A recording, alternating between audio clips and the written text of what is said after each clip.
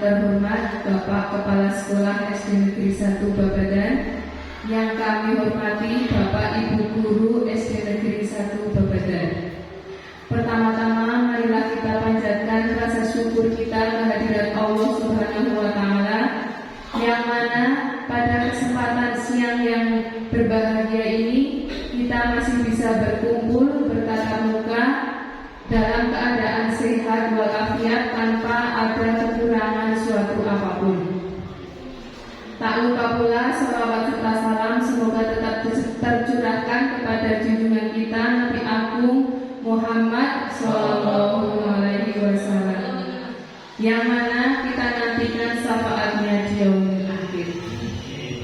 Pertama-tama saya mengucapkan terima kasih kepada Bapak Ibu Guru beserta karyawan SD Negeri 1 Babadan yang telah berkenan memenuhi undangan saya dalam pengasinasi modul 1.4 tentang budaya positif. Sebelum saya memulai acara pada siang hari ini, perkenalkanlah saya memperkenalkan diri. Nama saya adalah Leni Wahyuningsih SPD dari SD Negeri 1 Babadan, calon guru penggerak angkatan 7 dari Kabupaten Banjarnegara. Dalam perjalanan saya mengikuti calon guru penggerak ini, saya didampingi oleh fasilitator yaitu Bu Sri Admina dan pengajar praktek yaitu Pak Wahidin Abid Miladi. Tujuan saya mengadakan diseminasi modul 1.4 yaitu tentang budaya positif adalah yang pertama, memang tugas kita melakukan aksi nyata di sekolahan masing-masing. Kemudian tujuan yang selanjutnya adalah saya ingin berbagi sedikit ilmu kepada Bapak dan Ibu Guru SD Negeri 1 Babadan dari apa yang saya dapatkan di pendidikan calon guru penggerak, karena ilmu apabila tidak disampaikan atau tidak ditularkan tentunya tidak akan bermanfaat. Kemudian tujuan yang selanjutnya adalah untuk melakukan kerjasama dengan Bapak Ibu Guru, karena budaya positif ini tidak akan bisa dilakukan di sekolah apabila hanya salah satu orang saja yang melakukan. Tentunya budaya positif di sekolah kalau seorang saja tidak akan berjalan, ya Bapak Ibu, ya. Ya. Tujuan dari diseminasi ini adalah melakukan kerjasama dengan Bapak Ibu Guru agar nantinya di sekolahan kita tercinta ini diterapkan budaya positif yang lebih efektif untuk anak-anak. Saya di depan sini bukanlah saya yang paling hebat atau saya yang paling banyak ilmu, tetapi di sini kita sama-sama belajar. Untuk mempersingkat waktu, kita mulai saja acara diseminasi modul 1.4 tentang budaya positif. Nah, sebelum kita mau masuk pada budaya positif, kita harus mengetahui terlebih dahulu apa sih tujuan pendidikan. Nah, menurut Ki Hajar Dewantara, tujuan pendidikan adalah menuntun segala kodrat yang ada pada anak-anak agar mereka dapat mencapai keselamatan dan kebahagiaan yang setinggi-tingginya, baik sebagai manusia maupun sebagai anggota masyarakat.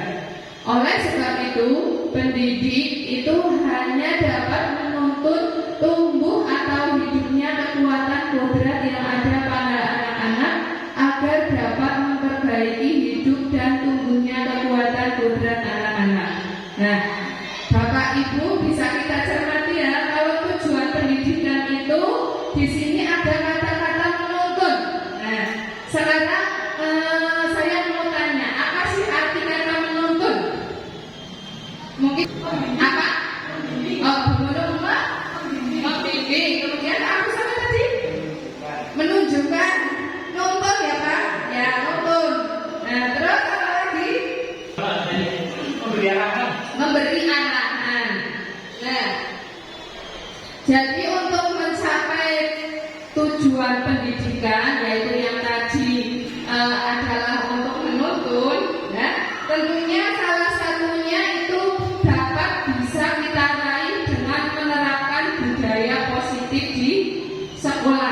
kita. Peran kita sebagai guru hanya dapat menuntun tumbuh atau hidupnya kekuatan kodrat yang ada pada anak-anak, ya, hanya untuk memperbaiki lakunya, bukan kodratnya.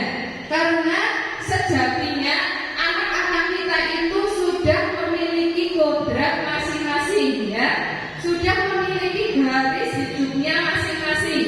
Dan tugas kita sebagai guru hanyalah menuntun lakunya, ya, bukan kodratnya. Kalau Ki Hajar Dewantara juga menggambarkan bahwa pendidikan itu seperti persemaian benih padi, ya, di mana sekolah atau tempat belajar itu adalah lahan pertanian, sedangkan murid atau anak-anak adalah benih padi atau bibit. Jadi apabila lahan pertaniannya sudah bagus, sudah ada bibit tanaman, kemudian ditanam pada lahan yang sudah bagus, tapi tidak mendapatkan perlakuan, misalnya tidak dipupuk, tidak mendapatkan cahaya matahari, kira-kira apakah bibit tanaman itu akan tumbuh atau tidak? Ya. Tidak. Mungkin tumbuh, ya, tapi pertumbuhannya tidak akan bagus atau tidak akan maksimal. Nah, menggambarkan anak didik kita juga seperti itu, Bapak Ibu, ya, bahwa di sekolahan anak-anak itu sudah datang ke sekolahan itu jangan dibiarkan saja, tetapi kita tuntun untuk menjadi anak yang sesuai dengan apa yang diharapkan. Nah, selanjutnya kita masuk pada budaya positif. Nah, apa yang dimaksud budaya positif? Ayo, siapa yang tahu budaya positif? Pembiasaan baik. Apa, Pak? Pembiasaan baik. Pembiasaan baik. Ada yang lain budaya positif? Tadi Bu Nunu apa, Bu? Apa? Pembiasaan. Oh, pembiasaan baik. Ada yang lain? Apa? Pembiasaan yang baik yang tidak merugikan peserta didik. Pembiasaan baik yang tidak merugikan orang lain. Nah, budaya itu adalah kebiasaan. Nah, untuk arti yang sebenarnya adalah budaya positif di sekolah, yaitu nilai dan kebiasaan di sekolah yang berpihak pada murid agar mereka dapat berkembang menjadi pribadi yang kritis, penuh hormat dan bertanggung jawab sesuai dengan profil pelajar Pancasila. Nah, sekarang saya mau bertanya, apakah di sekolahan kita sudah menerapkan budaya positif? Ya. Sudah, ya. Contohnya apa, Bapak Ibu guru? Budaya positif di sekolahan kita. Apa? Upacara. Kemudian berbaris sebelum masuk ke kelas. Terus apalagi? Masa berbuat budayanya? Salam, sapa, senyum, ya. Nah, itu merupakan bentuk contoh budaya positif yang ada di sekolahan. Nah, sekarang apakah penerapan budaya positif di sekolahan kita sudah berjalan maksimal atau belum? Sudah berjalan maksimal apa? Hanya berapa guru yang melakukan, berapa anak yang melakukan, misalkan? Sudah maksimal atau belum kegiatannya? Nah, belum? Ya sudah mandang, ya lumayan. Nah, mandang atau lumayan. Nah, itu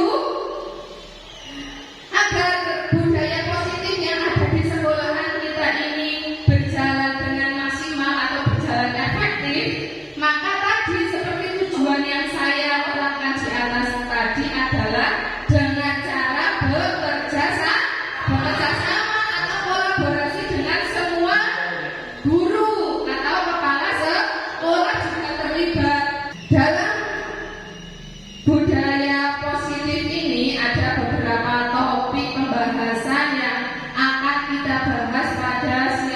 ini.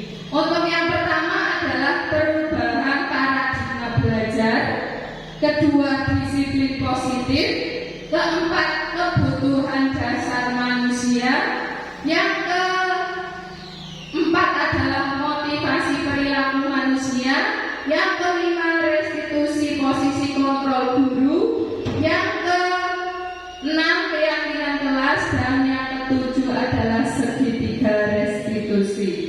Ya, mohon maaf ya untuk Bapak Ibu guru, ini memang topik budaya positif itu sangat banyak. Ya, saya dalam pendidikan calon guru penggerak itu mempelajari modul ini 2 minggu dengan modul yang sangat padat, ya, dan sangat banyak. Nah, ini dikemas hanya dalam waktu kurang lebih 1 jam. Nah, mungkin kita akan nanti kita akan singkat-singkat saja materi yang ada pada topik budaya positif ini. Mungkin nanti tidak terlalu mendalami, kita hanya sekilas-sekilas saja, tapi diharapkan nanti dengan adanya sosialisasi budaya positif ini di sekolahan kita akan menerapkan budaya positif yang lebih efektif dan maksimal, tidak hanya sekedar ada budaya positif tapi tidak dilakukan. Kedepannya adalah kita akan melakukan budaya positif atau menjalankan budaya positif secara maksimal. Nah, untuk pembahasan yang pertama adalah perubahan paradigma belajar. Ya, dalam membangun budaya positif di sekolah diharapkan dapat menyediakan lingkungan belajar yang positif, aman, dan nyaman agar siswa mampu berpikir, bertindak, dan menciptakan dengan merdeka, mandiri, dan bertanggung jawab. Nah, jadi inilah yang kita harapkan dari perubahan pembelajaran, ya, di mana ketika anak sudah datang ke sekolahan, yang anak-anak harapkan itu belajar atau tempat belajarnya itu tempat belajar yang nyaman, aman, ya, agar mereka itu dapat bertindak dan menciptakan dengan merdeka, mandiri, dan bertanggung jawab. Kira-kira apabila sekolah kita tempat belajar tidak aman atau tidak nyaman, bagaimana murid-murid kita akan bisa menyerap apa yang diberikan oleh Bapak Ibu guru? Mungkin tidak akan maksimal, ya? Karena apa? Tempatnya saja sudah tidak nyaman. Misalnya banyak sampah atau dari sifat teman-teman yang lain mungkin kenyamanannya kurang karena anak-anaknya nakal dan dibiarkan saja tanpa gurunya memperhatikan. Nah, selanjutnya disiplin sangat berkaitan dengan kontrol guru terhadap siswa. Bapak Ibu guru sering mengontrol siswa, ya apa tidak? Ya. Jadi ketika Bapak Ibu itu mengontrol siswa, ya, tujuannya Bapak Ibu kan adalah supaya anak itu menuruti atau mengikuti apa yang diberitakan. Padahal sebenarnya anak itu ketika kita kontrol itu anak itu tidak mau, ya, anak itu dalam hatinya itu berontak.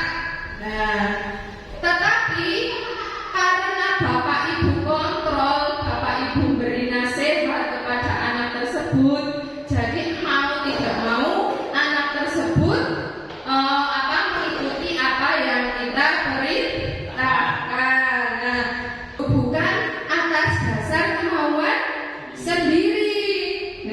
Selanjutnya, kaitannya dengan kita mengontrol anak tadi, kita ada permainan cobalah buka, ya, nanti berpasangan, ya, yang bapak-bapak dengan bapak-bapak, yang ibu-ibu dengan ibu-ibu, kita coba melakukan permainan coba buka.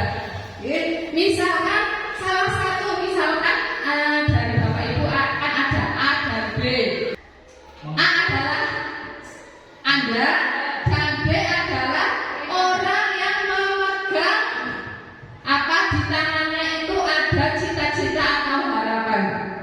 Ya. Nah, nanti kita coba bisa berpasangan Bapak Ibu.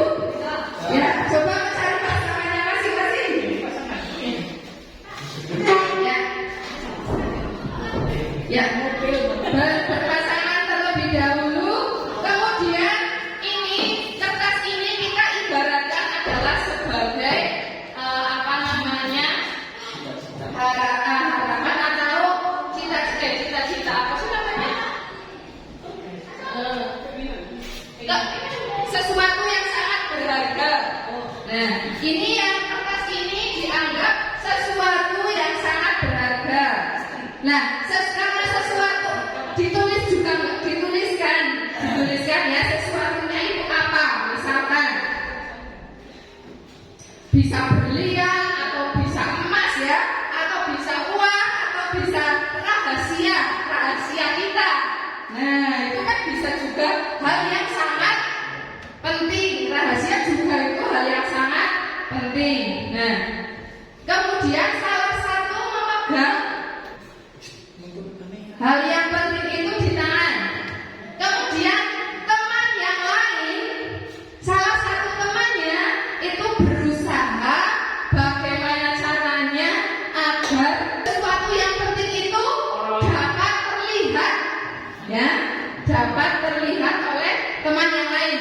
Itu bisa dilakukan dengan cara memaksa, ya, atau dengan cara menggeliti juga boleh.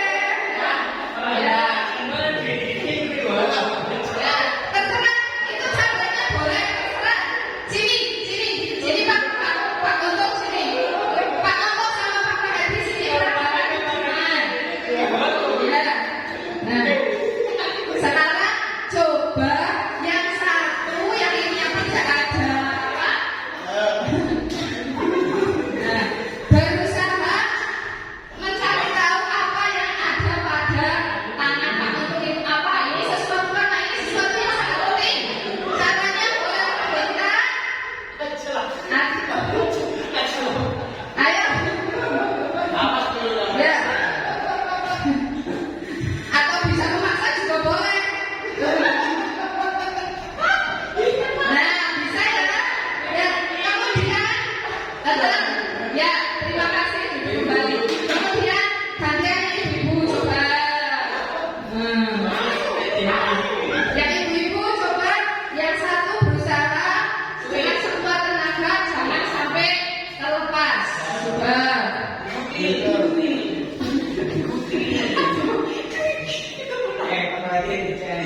Ya, sudah ternyata ini ibu-ibu tidak terlepas. Tadi yang bapak-bapak terlepas ya.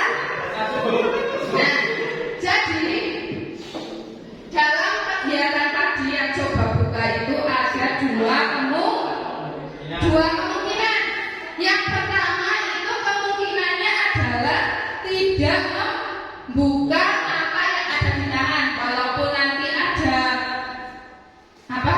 Gertakan, ada apa itu namanya? Dibujuk, dihajar atau diintimidasi atau dimarahi, bahkan ada yang digelitikin tapi tidak akan membuka. Nah, itu merupakan salah satu bentuk kontrol dari dalam diri sendiri. Karena siapa yang mengontrol antara membuka dan menutup? Diri sendiri, bukan orang lain. Nah, kemudian untuk yang selanjutnya itu tadi ada yang membuka. Nah, kalau ada yang membuka berarti anak tersebut, ya, dirinya itu rela dikuasai oleh orang lain. Nah, itu ya, entah itu bagaimana caranya, berarti dia itu rela dirinya dikontrol atau dikuasai oleh orang lain, tadi atas bujukan, iming-iming atau gelitikan. Nah, itulah yang selama ini kita lakukan pada anak-anak Bapak Ibu guru, ya. Itulah contoh yang selama ini kita lakukan pada anak kita. Nah, kita berusaha sekuat tenaga, ya, sekuat pikiran kita membujuk anak didik kita untuk menjadi apa yang kita inginkan. Tetapi bujukan atau kontrol yang kita berikan itu hanya bersifat sementara, tidak akan berlangsung lama. Lain halnya jika kontrol yang ada pada anak itu muncul dari diri sendiri, ya. Maka apa yang anak lakukan itu akan terus dilakukan. Jadi kontrol yang Bapak Ibu berikan kepada anak itu sebenarnya itu tidak akan tahan lama. Contohnya ketika di kelas tidak boleh rame, tetapi ketika misalnya Bapak Ibu guru paling mengambil pulpen di kantor, anak-anak kira-kira rame apa tidak? Rame, langsung rame ya, karena mereka itu merasa takut. Karena kalau ada Pak Guru, kalau rame nanti bisa dimarahi. Nah, itu tadi pertanyaannya. Kemudian menurut Dr. William Blaser, ya, meluruskan beberapa miskonsepsi tentang makna kontrol. Ya, yang pertama, ilusi kontrol, ilusi guru mengontrol murid. Nah, seperti tadi yang permainan kita lakukan ya. Nah, sebenarnya saat kita mengontrol atau menasehati murid, sebenarnya murid tersebut tidak mau, ya. Tapi karena dia takut kepada kita, mungkin takut dimarahi atau takut nilainya jelek, jadi apa yang kita kontrol kepada anak, biasanya anak menurut. Ya, padahal sejatinya dalam hati anak tersebut dia itu tidak mau dikontrol seperti itu. Ya, tidak Bapak Ibu guru? Bisa ya. Di kelas misalkan ada anak yang ramai atau yang berlari-larian terus, kita nasihati, jangan ramai ya, nanti nilainya jelek atau bagaimana. Sebenarnya anak tersebut cuma dalam waktu itu saja dia menuruti. Tapi ketika nanti misalkan Bapak Ibu guru kebetulan ada kepentingan keluar, misalnya ke WC atau mengambil apa barang di kantor, anak tersebut akan kembali semula lagi atau akan bermain-main sendiri lagi. Jadi tentang ilusi guru mengontrol murid, nah itu sejatinya adalah tidak betul ya. Kemudian yang kedua adalah ilusi bahwa semua penguatan positif, efektif dan bermanfaat. Nah, Bapak Ibu guru, apakah Bapak Ibu guru pernah memberikan penguatan positif kepada anak-anak? Pernah. Contohnya bagaimana Pak Agus? Sudah pernah memberikan penguatan positif kepada anak? Ya, contohnya apa contohnya? Ya, berjualan. Positif. Ya supaya rajin beribadah aja. Ya, rajin beribadah supaya biasanya kan ada supayanya.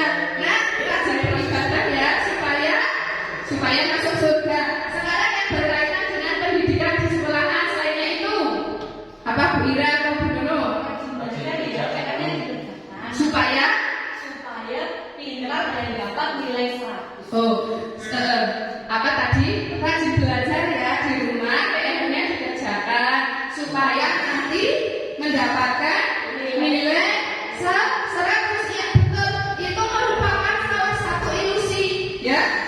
Belum tentu ketika kita contohnya saja tadi Bu Nunung ya, misalkan memberikan penguatan kepada anak.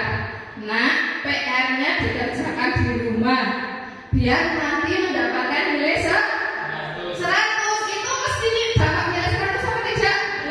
Belum mas, belum mesti. Kalau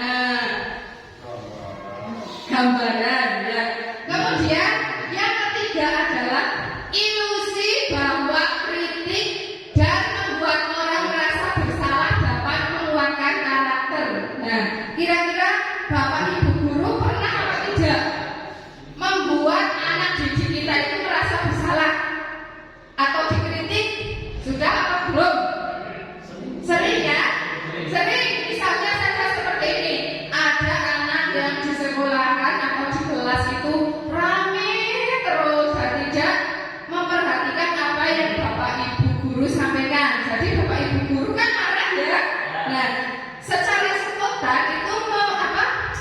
Bilang kepada anak-anak, kamu kalau pakai terus di sekolah itu sudah diberi uang jajan loh sama orang tua.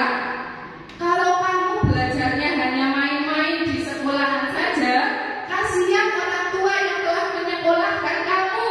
Nah, itu kata-kata kasihan orang tua yang telah menyekolahkan kamu. Atau mungkin Bapak Ibu guru sudah capek nak, jangan main-main terus, Bu guru capek sekali. Nah, kamu apa namanya main-main terus dan tidak memperhatikan. Nah, itu adalah salah satu contoh kritik atau membuat orang merasa bersalah.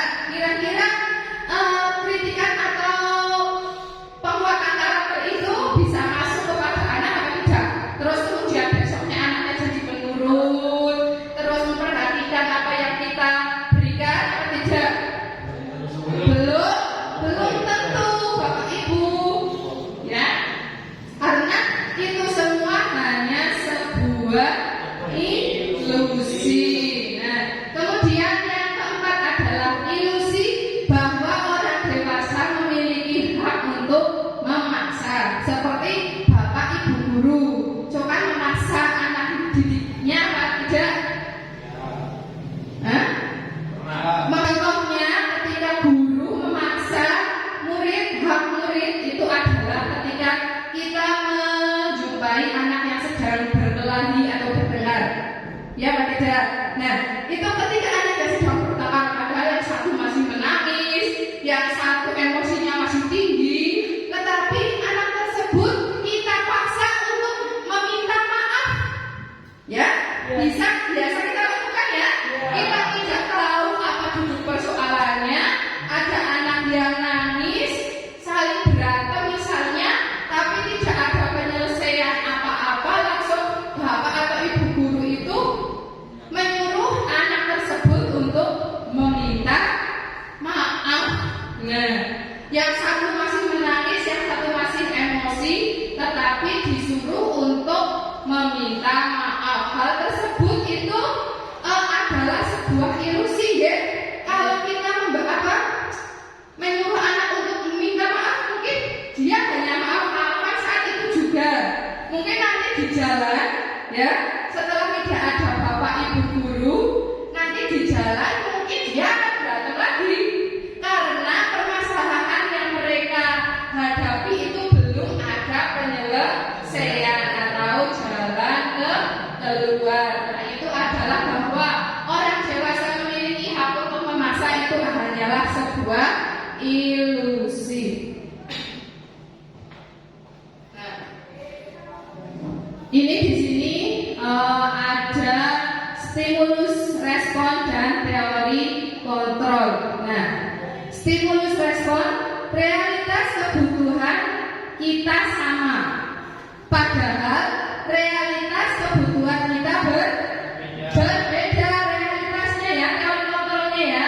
Terus semua orang melihat hal yang sama. Nah, teori kontrolnya setiap orang memiliki gambaran yang berbeda-beda. Terus ada stimulus respon, kita mencoba mengubah orang agar berpandangan sama dengan kita. Pada teori kontrol, kita berusaha memahami pandangan orang lain tentang dunia.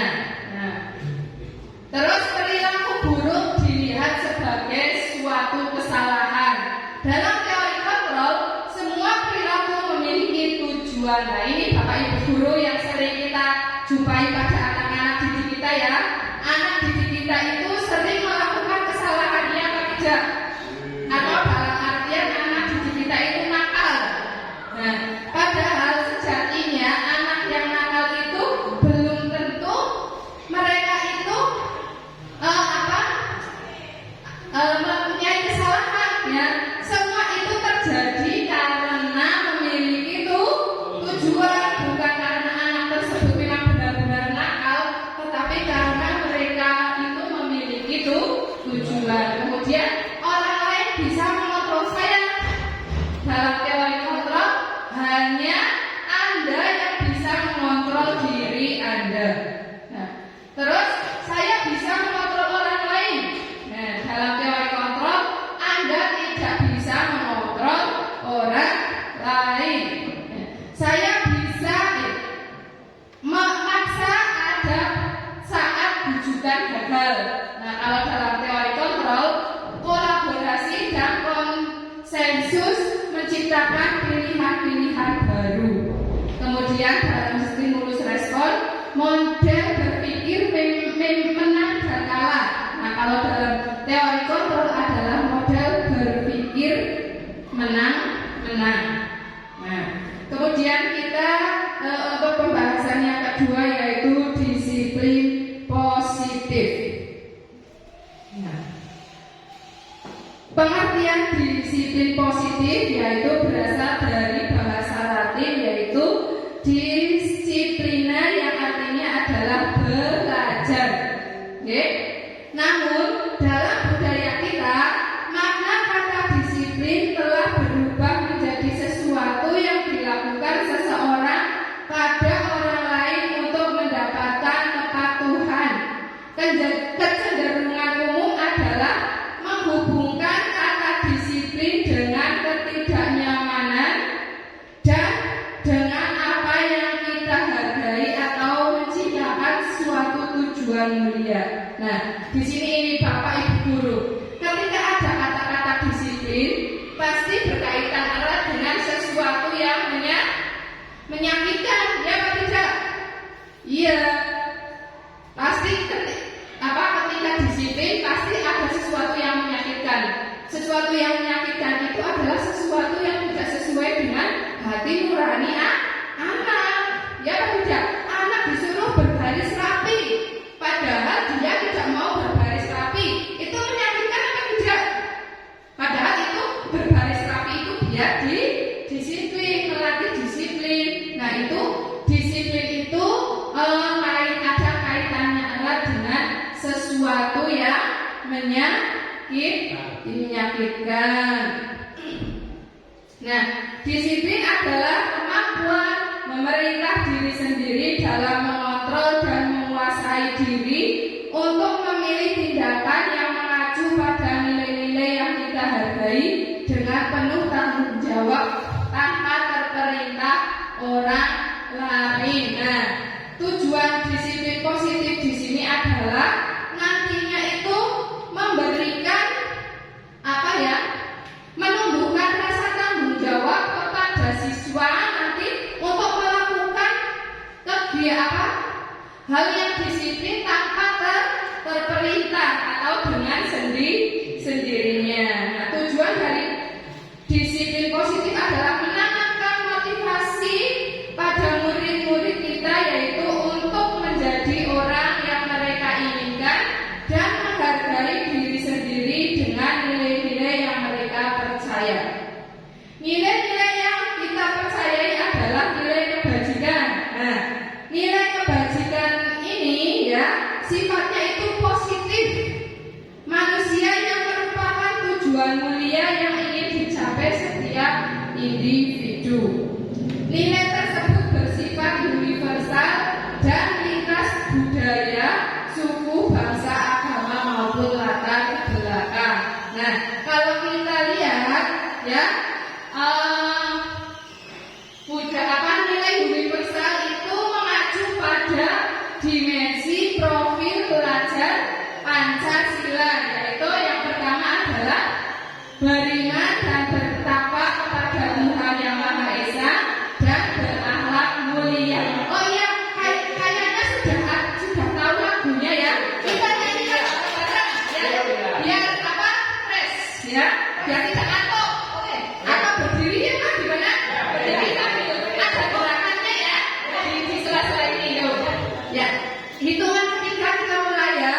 1, 2, 3. Belajar Pancasila, beriman dan bertakwa pada Tuhan Yang Esa dan berakhlak mulia, berkebinekaan global, gotong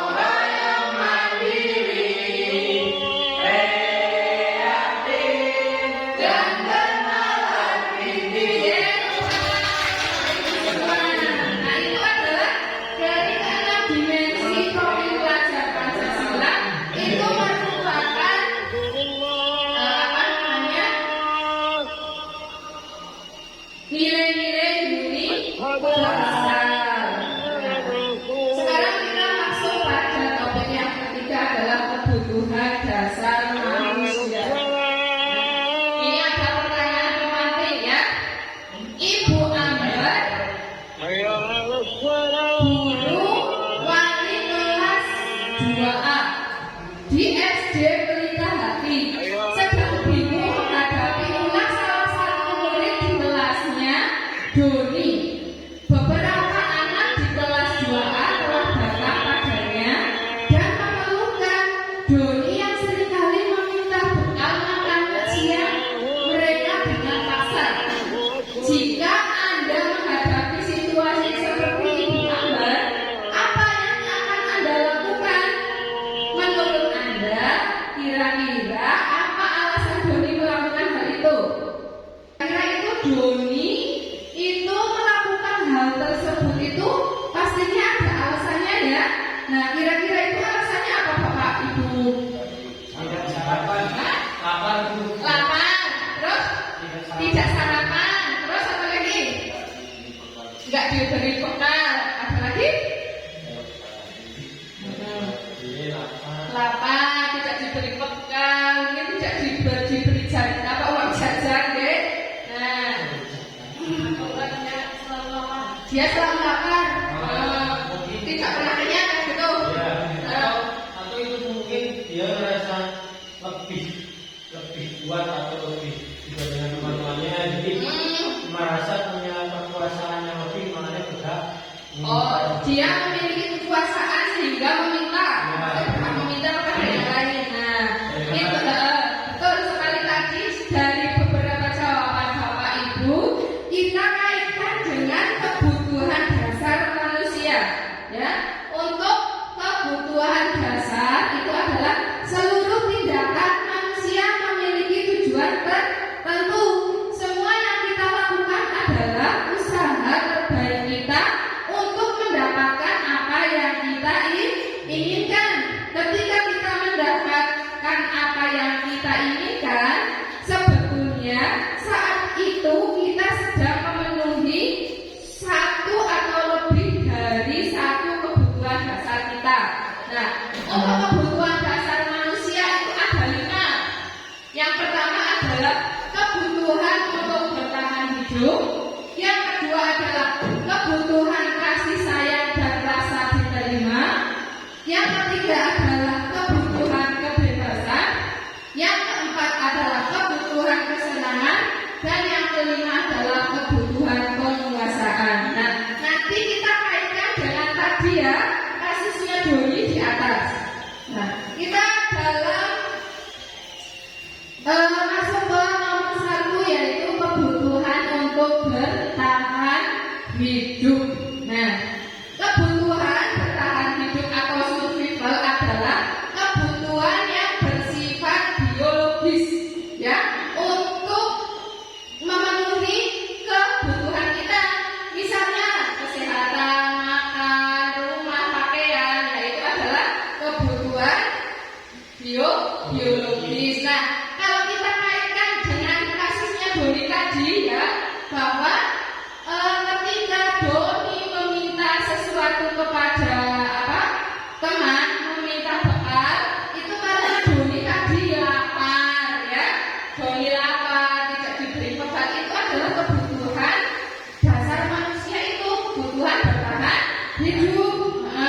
Lapar, rasa lapar kan kita butuh makan. Nah, salah satu contohnya tadi kan ada makan, minum, sandang pangan, papan. Nah, kasusnya Doni tadi, kenapa Doni melakukan hal tersebut? Itu karena kebutuhan bertahan hidupnya itu tidak terpenuhi, makanya dia meminta bekal atau meminta makan dari teman. Kemudian yang kedua adalah kasih sayang dan rasa diterima. Nah, anak-anak yang memiliki kebutuhan dasar kasih sayang dan rasa diterima yang tinggi biasanya ingin dikuasai dan diterima oleh lingkungannya.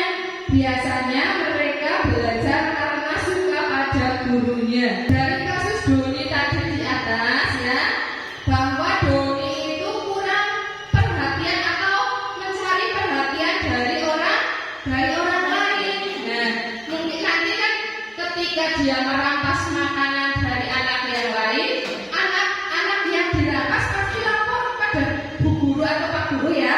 Nah, ketika sudah dilaporkan, pasti bu guru atau pak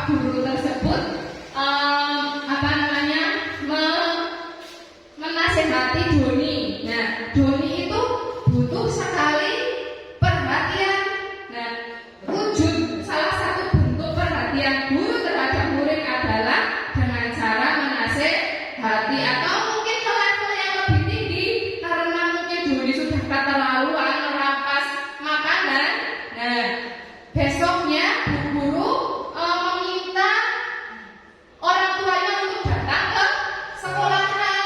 Berarti di rumah mungkin si Doni itu tidak mendapatkan kasih sayang dari orang tua, makanya Doni itu bertingkah di sekolahan. Nah, ini adalah alasan kenapa Doni melakukan atau merampas makanan teman. Itu karena kurangnya kasih sayang atau rasa tidak diterima dalam suatu kelompoknya. Atau yang sering di sekolahan Bapak Ibu biasanya ada kan anak yang misalnya sepatunya baru atau tasnya baru, sering ya, dia itu sebenarnya itu pengen Bapak Ibu guru itu melihat tasnya baru, tapi malah Bapak Ibu guru itu cuek. Biasanya seperti itu. Kemudian anaknya itu, Pak Guru, saya kan tasnya baru, masa Bapak tidak memperhatikan sih? Nah, seharusnya sebagai guru itu ketika anak datang membawa sesuatu yang baru, kita pasti tanya, kamu tasnya baru ya? Kamu sepatunya baru? Nah, itu dari perkataan atau tanya guru yang seperti itu merupakan bentuk rasa kasih sayang dan diterima. Kemudian untuk yang kebutuhan yang ketiga adalah kebebasan. Kebutuhan untuk bebas adalah kebutuhan akan kemandirian, otonomi, memiliki pilihan dan mampu mengendalikan arah hidup seseorang.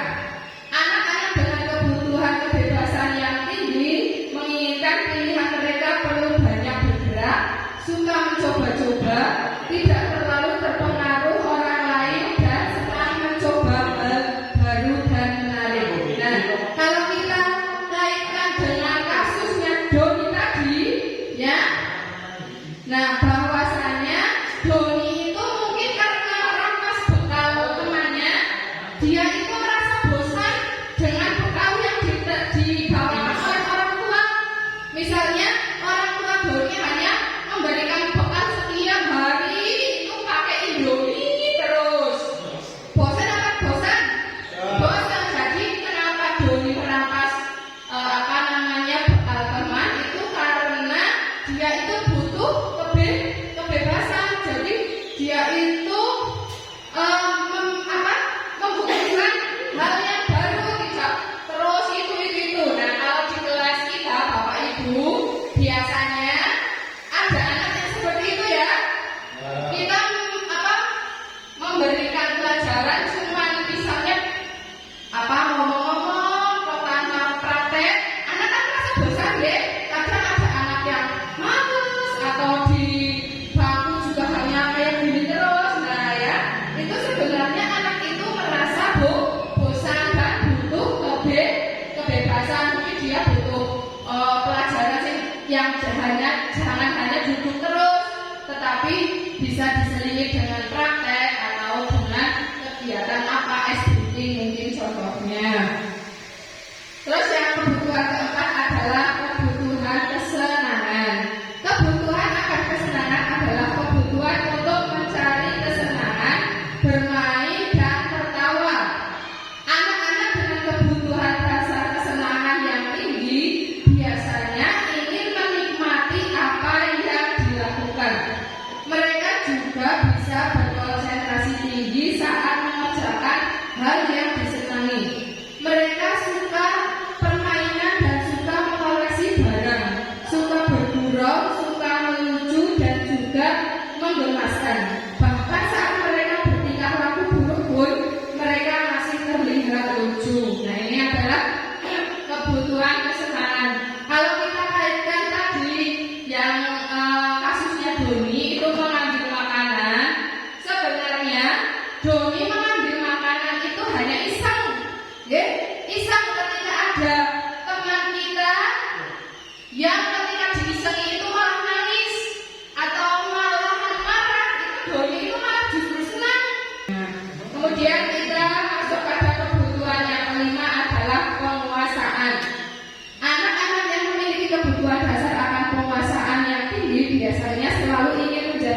disiplin.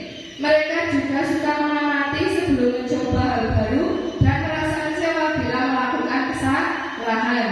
Mereka juga biasanya rapi dan sistematik dan selalu ingin mencapai yang terbaik. Nah, kalau kita kaitkan dengan kasus Doni yang tadi itu, bahwa tadi kayak Pak Untung bilang ya, mungkin Doni itu karena di kelasnya itu mungkin ketua kelas, atau Doni di kelasnya itu paling pintar, jadinya dia itu merasa saya penguasa di kelas saya, jadi saya berhak untuk meminta makanan dari teman. Nah, itu adalah contoh kebutuhan penguasaan seperti itu, nggih.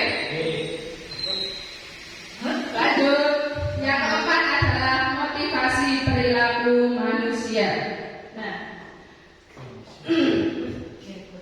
Diane Goshen dalam bukunya yaitu motivasi perilaku manusia itu ada 3. Ya, yang pertama adalah untuk menghindari ketidaknyamanan hukuman. Nah, contohnya saja seperti ini Bapak Ibu guru. Ketika kita mendapatkan tugas dari atasan kita, misalnya Bapak Kepala Sekolah, kita disuruh diklat, ya, diklat atau apa.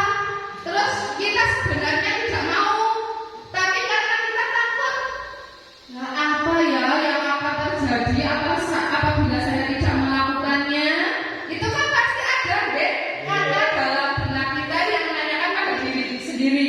Misalnya Bu Nunung disuruh untuk memenuhi undangan atau menggantikan undangan K3S misalkan oleh Bapak Kepala Sekolah, padahal dia tidak mau sebenarnya dalam hati, tapi karena takut, mungkin takut pada Pak Kepala Sekolah atau takut nanti mendapatkan daftar bintang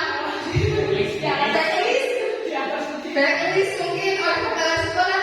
Jadi dengan terpaksa dia bertanya pada dirinya sendiri, apa ya yang akan terjadi apabila saya tidak melakukannya. Itu karena dia akhirnya melakukannya, tapi motivasinya adalah untuk menghindari ketidaknyamanan hukuman. Nah, motivasi yang timbul itu adalah motivasi eksternal, karena tadi mungkin takut sama Bapak Kepala Sekolah. Nah, untuk yang kedua adalah untuk mendapatkan imbalan dari orang lain atau institusi. Nah, ini Pak Agus deh biasanya. Ya, Pak Agus, misalnya contoh ya, tadi disuruh untuk berangkat diklat. Nah, biasanya itu nanti apa ya yang akan saya terima bila saya melakukannya. Nah, saya terima itu bisa dalam bentuk ya kaos atau uang ya, biasanya lumayan lah saya berangkat saja, nanti kan pulangnya dapat amplop misalnya seperti itu. Nah, itu adalah untuk mendapatkan imbalan dari orang lain atau tidak imbalan dalam bentuk uang pun mungkin ujian ya. Saya harus berangkat lah, nanti kalau saya berangkat pasti saya akan dipuji diberi reward pada Pak Kepala Sekolah seperti ini. Nah, itu juga bentuk contoh motivasi eksternal juga. Nah, kemudian dari motivasi perilaku manusia yang nomor 3 ini adalah untuk menghargai diri sendiri, ya, untuk menghargai diri sendiri motifnya. Nah, ketika menghargai diri sendiri yang ada dalam benak kita akan bertanya, saya akan menjadi orang yang seperti apa bila saya melakukannya. Ini sudah tidak ada embel-embel nanti saya dimarahi oleh Bapak Kepala Sekolah, nanti saya mendapatkan imbalan apa. Nah, ini adalah motivasi yang ketiga, ini adalah motivasi dari dalam diri sendiri. Nah, yang ini yang nanti akan kita masukkan dalam tujuan disiplin positif. Tujuan disiplin positif itu nanti adalah motivasi pada diri sendiri.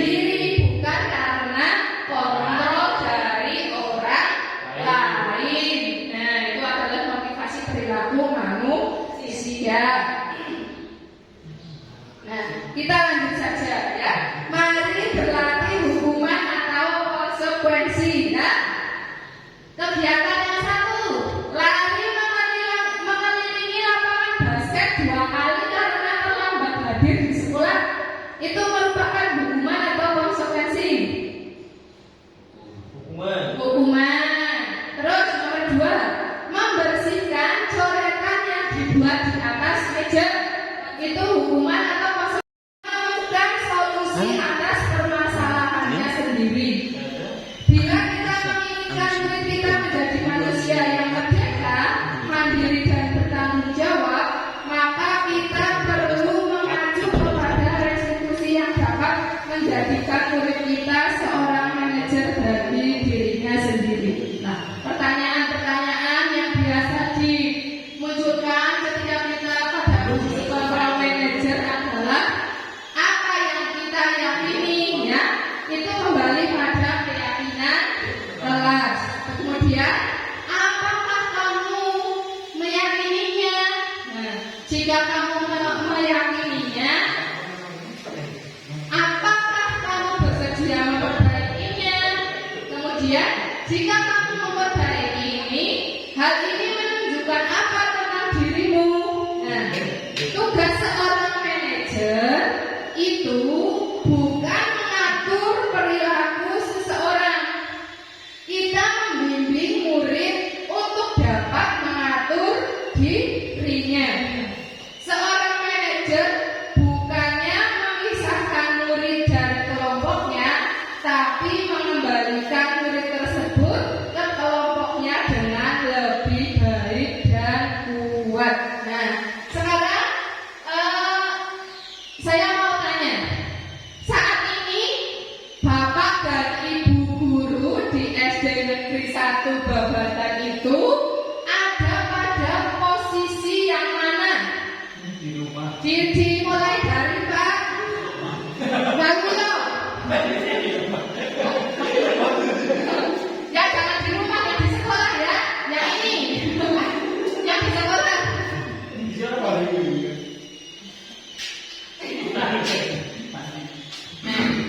Posisi di rumah. Iya, terima kasih itu waktunya. Di sini saya sadar diri. Di sini saya sadar diri bahwa saya itu jauh masih jauh, sangat jauh dengan yang namanya memanage anak-anak. Jadi apa ya? Belum untuk memanage anak-anak, saya merasa belum. Pemantau pun ya jarang, jadi belum begitu maksimal. Yang cenderung saya lakukan itu masih di tahap seperti teman. Iya, di tahap teman. Jadi saya merasa bahwa anak itu sebagai teman saya, bukan sebagai murid saya, sehingga anak itu bisa merasa nyaman pada diri saya. Gitu. Terima kasih. Ya. Oh, itu mungkin. Ya, kemudian lagi tanggapan lagi mungkin dari Bu Ira. Kita harus berlatih itu. Ya, terima kasih waktunya. Kalau saya campuran Bu. Campur ya. Kadang menghukum. Ya. Atau jadi menghukum. Ya. Kita menghadapi anak yang Masya Allah, badannya Masya Allah. Kemudian kadang juga membuat rasa bersalah. Terus teman juga. Kemudian saya juga melakukan yang keempat ini. Ya. Tapi untuk yang manajer belum Sampai. sampai. Kenapa belum sampai Bu? Saya masih berusaha. Ya. Kemudian satu lagi Pak Untung mungkin. Tadi kecewa. Cukup kesal. Terima kasih Bu ini atas kesempatannya. Kalau saya sebenarnya hampir sama dengan Bu ya, dalamnya dari 5 posisi kontrol itu hampir semuanya saya lakukan. Jadi saya tidak bisa contoh ke salah satu, lebih ke arah bagaimana ke anaknya. Kadang anak harus kita perlakukan sebagai teman. Tapi ada yang tadi Masya Allah, oke, harus kita sebagai kontrolnya adalah sebagai pemukul. Cuma sedikit untuk kelas 4 kebetulan karena kami sudah ada keyakinan kelas, jadi di sini mungkin sedikit banget, sedikit sekali saya mencoba untuk menjadi seorang manajer di kelas. Jadi membiasakan anak-anak untuk mengetahui apa yang boleh dan tidak boleh dilakukan oleh dirinya sendiri. Tapi dari ketika posisi kontrol ini mungkin saya lebih condongnya yang paling sering itu ke pemantau, Bu. Jadi saya kembalikan ke peraturan. Tapi peraturan itu yang sudah berdasarkan kesepakatan kelasnya dan keyakinan dari anak-anak. Nggak harus peraturannya seperti ini, harus plek seperti itu, tidak. Karena kondisinya kan tadi seperti Bu ini sampaikan berbeda-beda. Mungkin seperti itu Bu ini. Ya. Oke, ada tambahan dari Pak Mahdi. Oh iya, ada tambahan dari Pak Mahdi. Oh ya, cukup ya. Ya, itu adalah merupakan cerminan ya buat kita. Kita itu ada di posisi mana setelah kita melihat tadi pemaparan tentang apakah kita berada di penghukum, membuat rasa bersalah, atau teman, pemantau atau manajer. Dari semua pertanyaan jawaban teman-teman semua itu semuanya adalah melakukan semua ya. Salah sih mungkin manajer mungkin kata-kata ya. Nah, tapi dalam kaitannya di sini saja. Nah, untuk menjawab pertanyaan di atas, kita harus menjawab pertanyaan di bawah ini terlebih dahulu. Mengapa kita memiliki peraturan tentang penggunaan helm pada saat mengendarai kendaraan roda 2? Mengapa kita harus menggunakan helm ketika mengendarai kendaraan roda 2? Mungkin Bu Nunung yang pernah jatuh itu. Ya, coba Bu, kenapa kita harus menggunakan helm pada saat mengendarai kendaraan roda 2? Untuk melindungi keselamatan kita. Ya, soalnya Kalau itu nggak pakai helm, ada baiknya satu itu bisa mencelakai diri kita sendiri. iya, berarti untuk keselamatan ya Bu. Oh, dia kira yang kelihatannya tidak pernah memakai helm kalau masuk belakang itu gimana itu?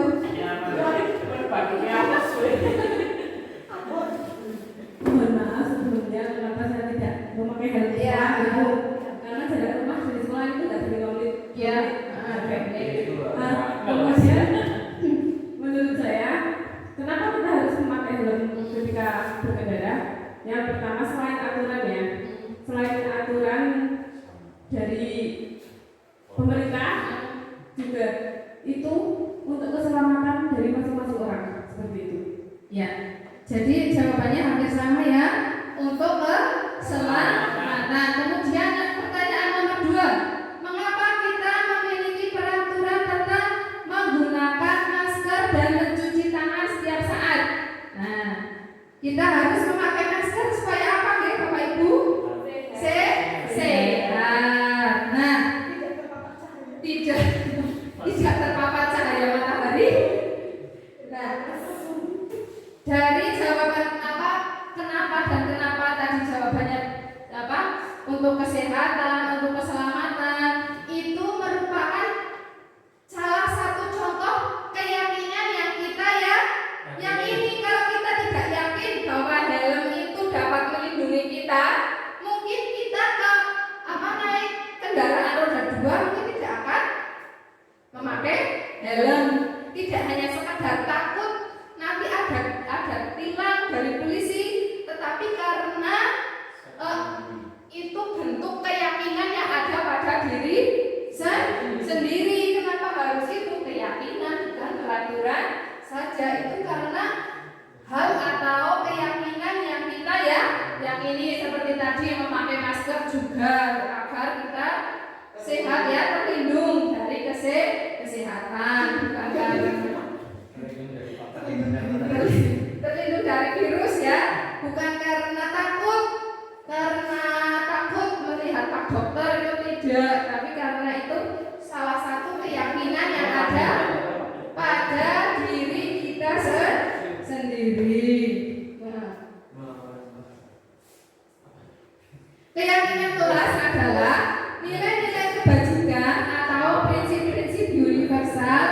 yang disepakati bersama secara universal, lepas dari perbedaan agama, suku, negara, dan bahasa.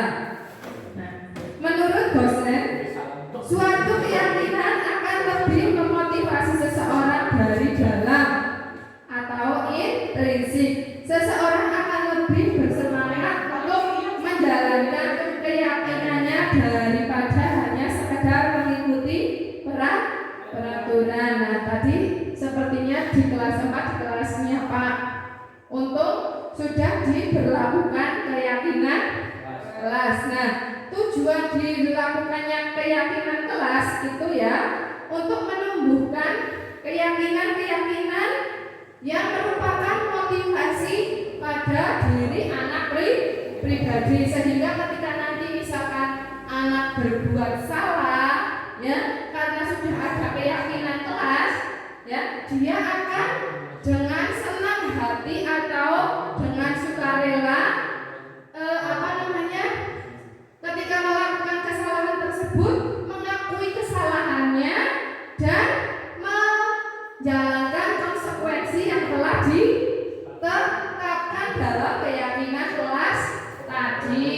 Nah, kalau peraturan itu biasanya sifatnya itu memaksa ya, terus banyak, jadi anak itu sulit untuk mengingat. Nah, ini keyakinan kelas di sini. Nah, keyakinan kelas itu berawal dari adanya peraturan kelas. Ya, peraturan kelas itu dibuat lebih universal lagi, yaitu menuju kepada keyakinan kelas. Tadi peraturan kelas kan poin-poinnya terlalu banyak. Ya, poin-poinnya terlalu banyak. Anak tidak boleh, anak dilarang, anak tidak boleh dan sebagainya. Itu peraturan kelas itu banyak sekali poinnya. Kemudian dibuat yang lebih universal lagi, yaitu keyakinan kelas. Kemudian masuk pada yang lebih luas, yaitu lingkungan positif. Nah, nanti ketika lingkungannya sudah positif, pasti akan terciptalah budaya positif dari peraturan kelas. Keyakinan kelas kan ada di kelas-kelas, terus menyebar ke lingkungan. Setelah lingkungan nanti menyebar kepada semuanya, yaitu tentang budaya positif di sekolahan kita. Tidak hanya di kelas saja, tetapi lingkungan sekolah dan sebagainya. Nah, ini adalah pembentukan keyakinan kelas. Ya, keyakinan kelas bersifat lebih abstrak daripada peraturan yang lebih rinci dan konkret. Nah, tadi itu ya, keyakinan kelas itu sifatnya adalah abstrak. Nah, kalau peraturan kelas itu sifatnya lebih rinci. Anak tidak boleh anak tidak boleh, anak dilarang ya. Nah, itu. Kemudian yang kedua adalah keyakinan kelas berupa pernyataan universal. Terus pernyataan keyakinan kelas senantiasa dibuat dalam bentuk positif.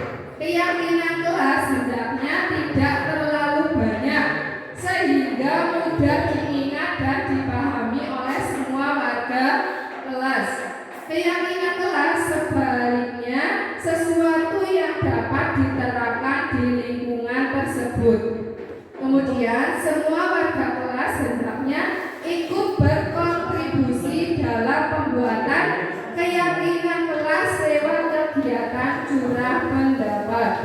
Kemudian bersedia meninjau kembali keyakinan kelas dari waktu ke waktu. Ini adalah pembentukan keyakinan kelas. Nah, ini adalah tahapan-tahapan dalam pembentukan keyakinan kelas yang sudah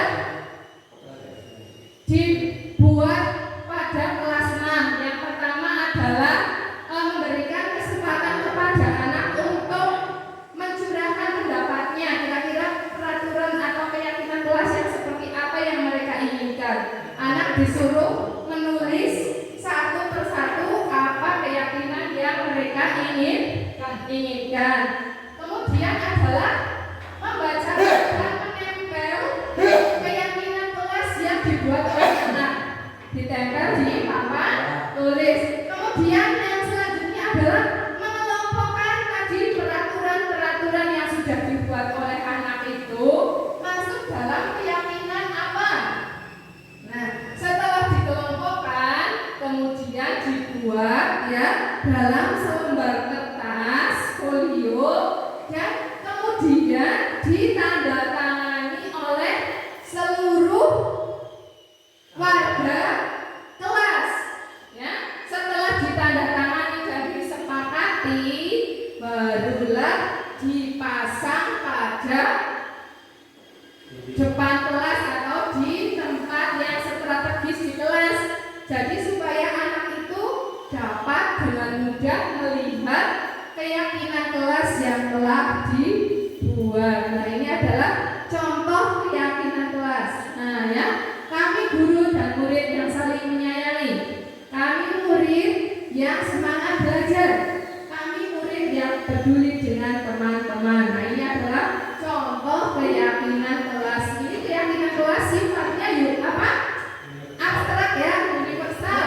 Nanti tidak terperinci seperti peraturan kelas. Mungkin kalau kami guru dan murid yang saling menyayangi. Nah, kalau peraturan kelasnya mungkin maksudnya tidak boleh nakal sama teman, terus menghormati orang yang lebih tua. Nah, itu mungkin maksudnya seperti itu. Jadi kalau keyakinan kelas itu sifatnya lebih universal atau lebih umum. Nah, kemudian kita masuk pada pembahasan yang ketujuh, yaitu segitiga restitusi. Segitiga restitusi merupakan proses menciptakan kondisi bagi murid untuk memperbaiki kesalahan mereka sehingga mereka bisa kembali pada kelompok mereka dengan karakter yang lebih kuat. Nah, ini melalui restitusi guru dapat membantu murid menjadi lebih memiliki tujuan disiplin positif. Kemudian membantu murid untuk jujur pada diri sendiri dan mengevaluasi dampak dari kesalahan yang dilakukan. Kemudian memberikan penawaran bukan paksaan. Ini adalah merupakan restitusi. Nah, sekarang ini adalah bentuk dari segitiga restitusi ya, di mana segitiga restitusi itu ada 3 tahapan. Yang pertama adalah validasi tindakan yang salah. Kemudian yang kedua adalah tahapan menstabilkan identitas. Tahapan yang ketiga adalah menanyakan keyakinan kelas. Nah, ini menstabilkan identitas. Nah, menstabilkan identitas tersebut adalah bagian dasar dari segitiga restitusi yang bertujuan untuk mengubah identitas anak dari orang yang gagal karena melakukan kesalahan menjadi orang yang sukses. Nah, biasanya kalimat-kalimat yang ditanyakan dalam menstabilkan identitas adalah ini. Yang pertama adalah berbuat salah itu tidak apa-apa. Nah, anak ketika melakukan kesalahan kita stabilkan dulu ya emosinya atau menstabilkan anak dulu ya. Tidak ada manusia yang sempurna.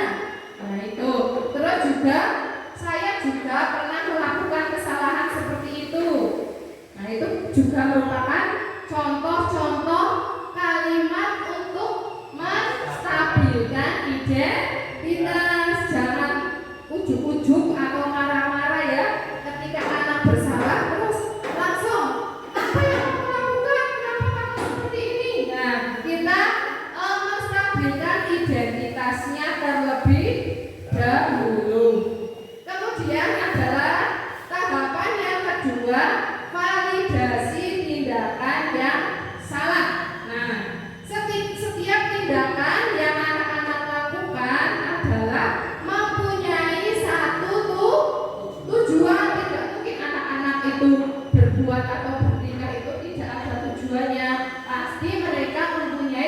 tujuan tertentu. Nah, ini ada kalimat-kalimat atau pertanyaan-pertanyaan untuk validasi tindakan yang salah. Ya, contohnya adalah padahal kamu bisa melakukan hal yang lebih buruk dari ini ya, tapi kamu tidak melakukannya. Nah, terus kamu pasti punya alasan mengapa kamu melakukan hal itu. Nah, ini adalah contoh validasi tindakan yang salah. Nah, kemudian yang ketiga adalah menanyakan keyakinan kelas. Nah, tadi sebelum kita melakukan restitusi, kita harus membuat keyakinan kelas terlebih dahulu, okay? Agar anak-anak itu mempunyai pedoman atau dasar ketika mereka melakukan kesalahan itu harus berbuat apa, ya. Nah, untuk pertanyaan-pertanyaan yang biasanya muncul adalah apa yang kita percaya sebagai kelas atau keluarga, ya. Apa nilai-nilai yang umum yang kita telah sepakati, terus apa bayangan kita tentang kelas yang ideal. Nah, ini adalah contoh-contoh menanyakan keyakinan kelas. Nah, untuk Bapak Ibu semua, apakah sudah menerap dalam memberikan terapi kepada anak yang Masya Allah tadi, apakah sudah menggunakan segitiga restitusi ini apa belum?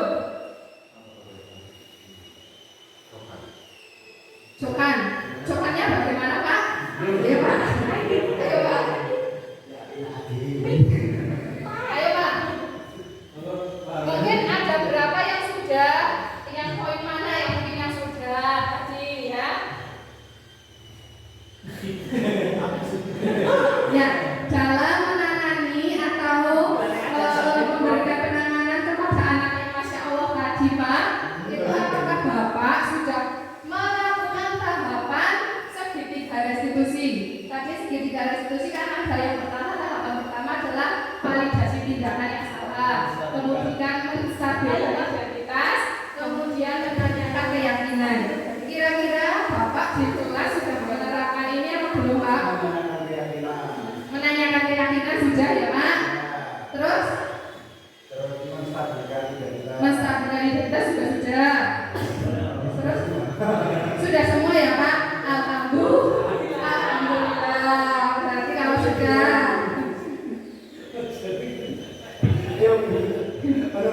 semua berarti alhamdulillah. Kita kalau sudah melakukan ini berarti kan kita tidak langsung ketika ada anak yang berulang, kita tidak langsung menyalahkan si anak, tetapi kita tanya dulu dari memvalidasi tindakannya dulu, kemudian menstabilkan identitas dan menanyakan keyakinan kelas. Nah, untuk bisa membuat melakukan tahapan segitiga restitusi Bapak Ibu semua, maka setelah desiminasi ini Bapak Ibu di kelas membuat keyakinan kelas. Kalau mustahil jika ini tahapan restitusi ini dapat dilakukan kalau tidak ada keyakinan kelas. Nah, kita akhiri atau tutup acara pada hari ini. Mungkin ada tanggapan atau masukan dari Bapak Ibu guru semua atas apa yang tadi telah saya sampaikan.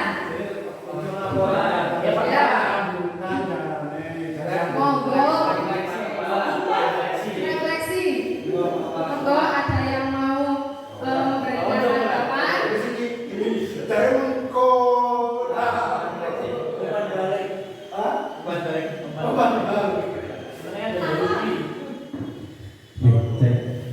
Mohon izin saya berdiri ya. Assalamualaikum warahmatullahi wabarakatuh. Saya di sini hanya mewakilkan dari teman-teman Medoni. Yang pertama, terima kasih atas kesempatannya karena sudah mau berbagi dengan kita semua terkait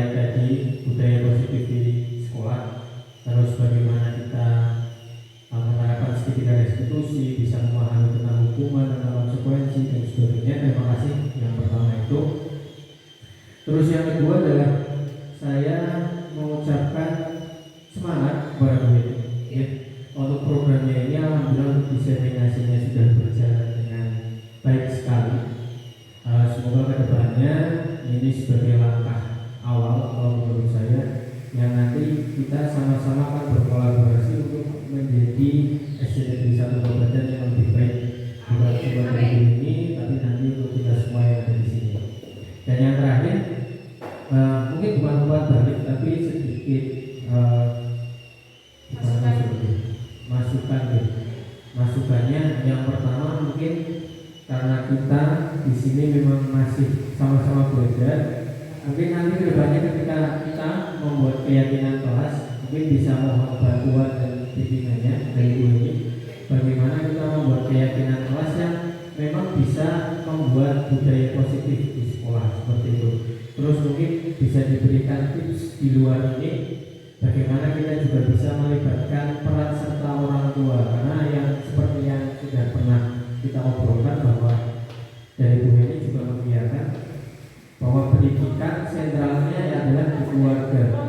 Tapi kita sadari bahwa ketika kita sebagai guru sudah berupaya maksimal, tapi dari lingkungan keluarga itu belum berperan sebagaimana keluarga yang semestinya, itu yang menjadi PR kita semua. Semoga setelah diseminasi ini nanti kita akan sama-sama belajar dengan Bu Eni, kita dibimbing, kita diarahkan, kita dituntut untuk bagaimana membuat budaya positif dengan melibatkan peran serta dari orang tua secara aktif. Mungkin itu saja yang bisa saya sampaikan. Saya akhiri, kurang lebihnya saya mohon maaf. Assalamualaikum warahmatullahi wabarakatuh. Terima kasih kepada Bapak Untung yang telah memberikan saran dan masukannya kepada kami. Karena saya di sini adalah sifatnya masih belajar dan belajar bersama Bapak Ibu semua. Kita di sini adalah dengan satu tujuan, yaitu demi mewujudkan SD kita yang bermartabat. Nah, kita tujuannya satu dulu, diluruskan dulu tujuannya. Nah, kemudian tadi ketika nanti setelah selesai desiminasi ini, saya harapkan atau dari sekolah itu mengharapkan agar Bapak Ibu semua bisa membuat keyakinan kelas. Supaya apa? Kenapa harus dibuat keyakinan kelas? Supaya anak itu dalam berbuat dan bertingkah laku itu memiliki dasar, tidak semaunya sendiri, ya, tidak seenaknya sendiri. Tapi ketika berbuat itu dia itu akan pikir. Nah, nanti saya juga bisa berkolaborasi dengan Pak Untung, bisa membuat keyakinan kelas. Nanti hal-hal yang belum paham atau belum mengerti tentang pembentukan keyakinan kelas, nanti kita bisa belajar bersama-sama membuat keyakinan kelas. Bapak Ibu, siap apa tidak? Insya Allah, insya Allah kita akan membuat. Nah, setelah kita membuat, seperti tadi yang Pak Untung katakan itu harus ada peran serta dari orang tua murid. Nah, bagaimana cara kita agar bisa melibatkan orang tua murid? Nah, mungkin di setiap kelas itu sudah ada grup-grup kelas yang terhubung dengan para wali murid. Nah, kita juga bisa mensosialisasikan keyakinan kelas masing-masing pada grup WA. Atau kalau misalkan itu tidak efektif karena di desa kan ada yang tidak punya HP. Nah, mungkin bisa kita sosialisasikan atau bisa kita sampaikan kepada orang tua wali murid ketika saat acara pengambilan rapor Bapak Ibu atau pengambilan hasil belajar tengah semester. Mungkin kita panggil orang tua wali untuk datang ke sekolahan dan membahas tentang keyakinan kelas bersama-sama dengan wali murid. atau ketika ada rapat pleno. Kalau rapat pleno kan seluruh warga sekolah. Nah, nanti pelaksanaannya bisa di ruang kelas masing-masing. Nah, tentunya keyakinan kelas yang tadi sudah kita akan buat tentunya perlu dukungan dan peran utama dari Bapak Kepala Sekolah. Kita mengharapkan selesai desiminasi ini ada tindakan nyata dari Bapak Kepala Sekolah pada khususnya, kemudian Bapak Ibu Guru SD Negeri 1 Jabatan pada umumnya beserta anak-anak kita. Itu mungkin hanya itu yang dapat saya sampaikan. Terima kasih sekali untuk teman-teman guru, Bapak Ibu guru yang berkenan hadir memenuhi undangan kami. Terima kasih. Saya akhiri. Wassalamualaikum warahmatullahi wabarakatuh.